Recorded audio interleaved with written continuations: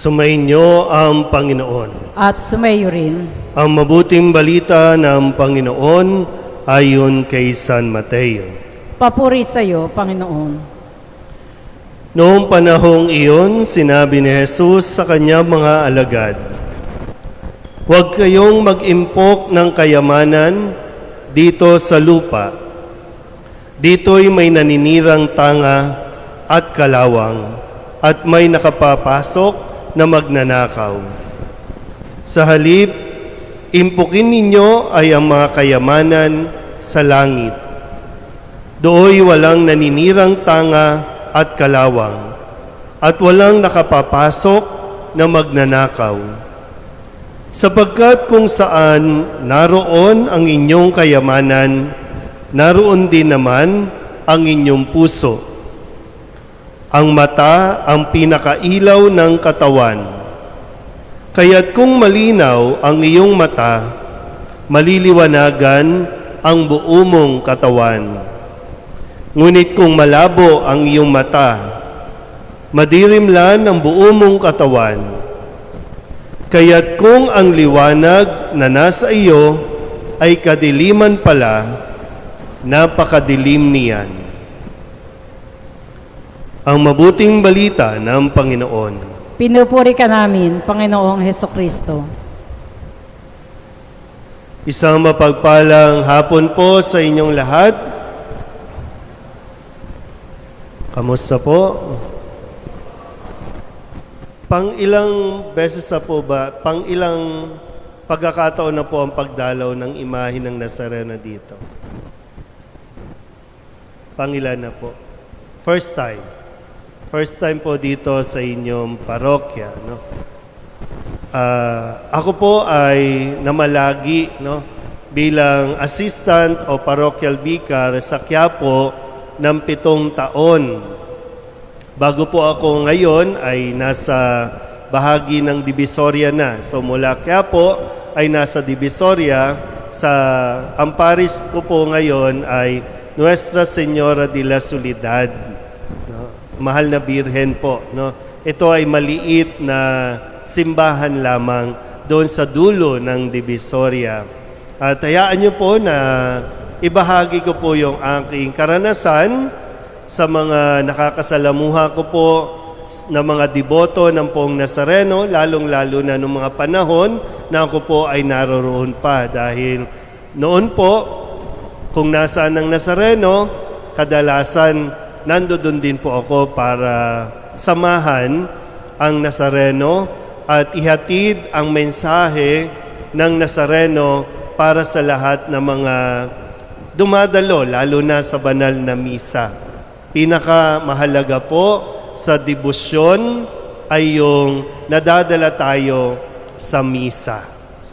At totoo po na ang imahe ng Nazareno, kung kaya't pinupuntahan ito sa kanyang tahanan sa Quiapo, ay dahil marami talaga ang hindi nabigo na lumapit, dumulog o humiling sa Nazareno. Pero hindi tayo dapat maiwan lamang doon sa ating paniniwala na kapag humawak ka sa katawan, sa paanan o sa damit ng Poong Nazareno ay magkakaroon ng himala. Kasi nga po, ang imahe ng Nazareno ay hindi isang uri ng anting-anting. Malinaw po ba? Yan. Hindi po yan anting-anting kasi nga marami pong mga nagiging panatiko ang kumukuha ng mga peraso ng damit o bahagi ng Nazareno dahil naniniwala nga sila na may anting-anting. So ngayon, malinaw po ha, hindi naman pinagbabawal yung magpunas ka ng panyo o hawakan mo ang Nazareno, hindi po bawal yan. Pero ang paanyaya sa atin ay mas magkaroon tayo ng malalim na pananampalataya. Kasi ang imahe ng Nazareno ay nagpapaalala sa atin lagi na huwag kang mawawalan ng pag-asa. Pangalawa ay yung mapaalalahanan tayo na kahit gaano tayo kasama, kamakasalanan, anuman, no? Sa ngayon kasi talagang meron tayong mga ipinaglalaban, no? Anuman ang kulay mo, anuman ang gender mo, mahal na mahal ka ng Diyos.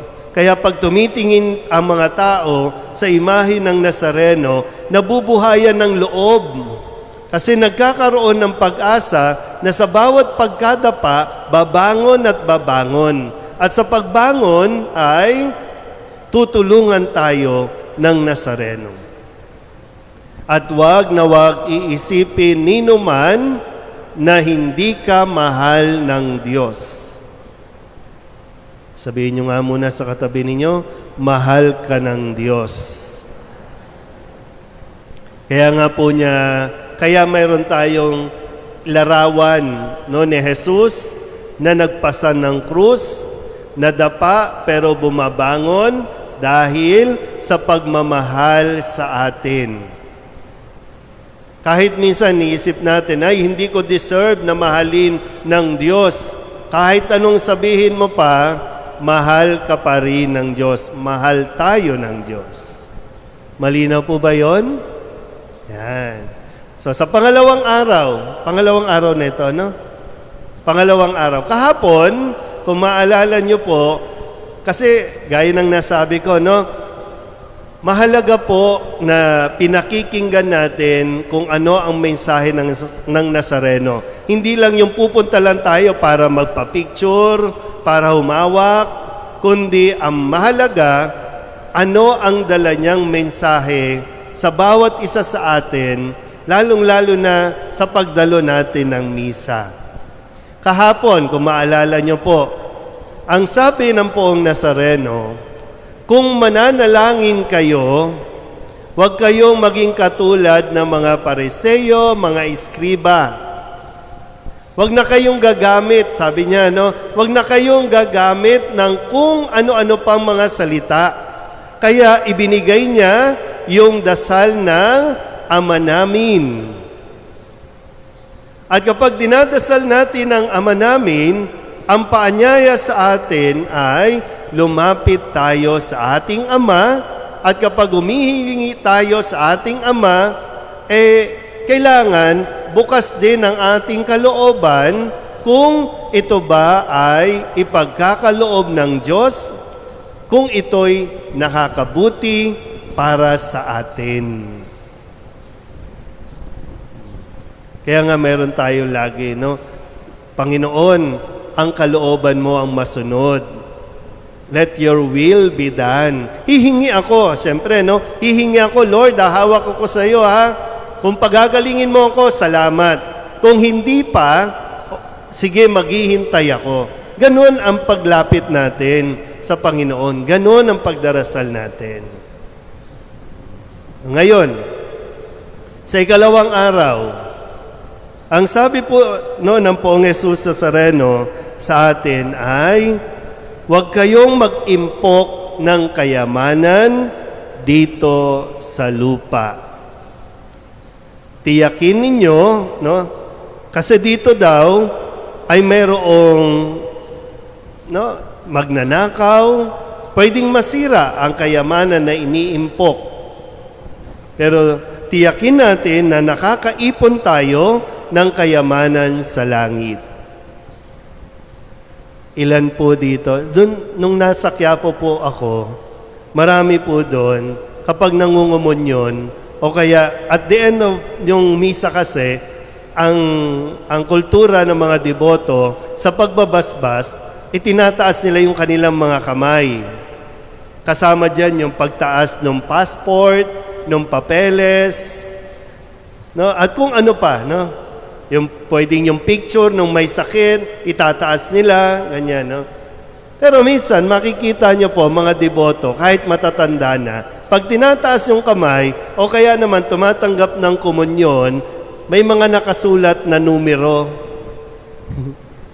Tingnan nyo nga yung katabi ninyo kung may sulat. Yan yung number ng loto na tatayaan nila. Lord, sana patamain mo ako, Lord. Masama po bang magpayaman? Ilan ba sa inyo dito ang lumalapit na sana yumaman pa ako? Lord, sige na, patamain mo na ako. Hindi po masama yung kayamanan. No? Sino bang hindi nangangailangan ng pera? Taas nga ang kamay ng hindi nangangailangan ng pera? O sige. Taas ang kamay ng nangangailangan ng pera. Kahit nga si Father kahit nga ang parokya kailangan ng pera kasi nagtutuluan yung simbahan ninyo. So kailangan natin ng pera para maipakumpuni ang simbahan. O hindi masama yun. O sige, tanong na lang. Kailan ka huling nag-check ng balance sa bank account mo? Ha? Sa GCash, kailan kayo nag-check ng GCash account? Nung ma-check nyo, masaya ba kayo o malungkot? Malungkot. Bumababa. Nababawasan na nababawasan. Okay lang ba? Medyo lalagpas tayo ng 8 minutes. Kasi kailangan natin maintindihan po, no? At gamitin natin. Kasi sabi nga, ang mata ang pinakailaw ng katawan at kailangan natin makita ng malinaw kung ano nangyayari sa buhay natin kasi baka mabaliwala ang lahat ng pinapapaguran natin dito sa lupang ito dahil hindi tayo madadala niyan sa langit. Pero hindi sinasabi na wag ka nang kumayod, wag ka nang magtrabaho kasi kailangan yan eh. Ngayon, pahinga lang tayo ng konti, July.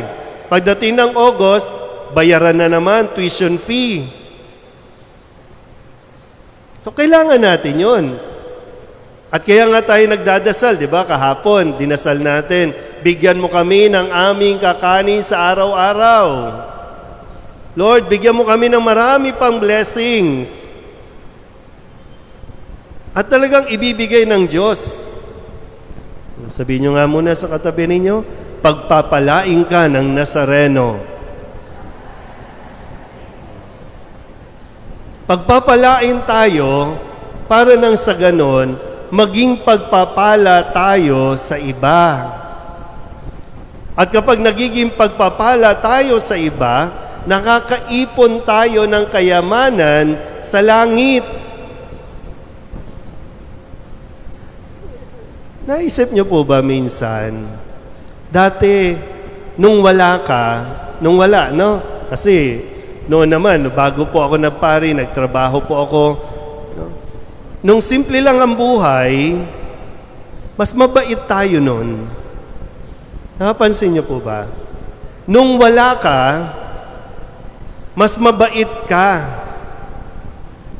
Pero nung umaasenso ka, nagiging salbahe o kaya, hindi namang masama, pero yung term, nagiging masama ugali mo. Kasi nung wala ka, kapag may lumalapit sa iyo at tumingi ng tulong, totoo yung sinasabi mong, pasensya ka na, wala ako eh. Totoo ka. Pero nung nagkakaroon ka na, may ipon ka na, nakakaipon ka na eh. Pag may lumalapit na tulong sa iyo, nagsisinungaling ka na. Nakuha niyo po? Diba? Kasi mayroon naman eh. Kaya lang, iniisip mo nga, hindi, may pinag-iipunan ako. Kaya kahit mayroon kang kakayahang tumulong, magpautang o magpahiram, magsisinungaling ka at sasabihin mong wala. Ano yung sinasabi sa pelikula? Akala mo lang wala. Nakuha niyo po, di ba? Yung wala talaga, totoo. Hindi nagsisinungaling eh, totoong wala eh. Mabait ka. Pero nung nagkakaroon tayo, natututo naman tayong maging masama ang ugali. Kahit nga mismo, di ba mga nanay, Di ba pag humihingi kayo sa inyong mga anak, o yung mga anak, kapag humihingi ang mga nanay, sabihin niyo wala. Ayaw mo lang. Kasi meron kang gustong bilhin, pinag-iipunan mo. Bagong cellphone, bagong damit. Kaya kaya mong tiisin, di ba? Kaya mong tiisin yung mga taong malapit din sa iyo na nangangailangan ng tulong kasi nga ang iniisip mo na para sa sarili na. Akin, ako muna.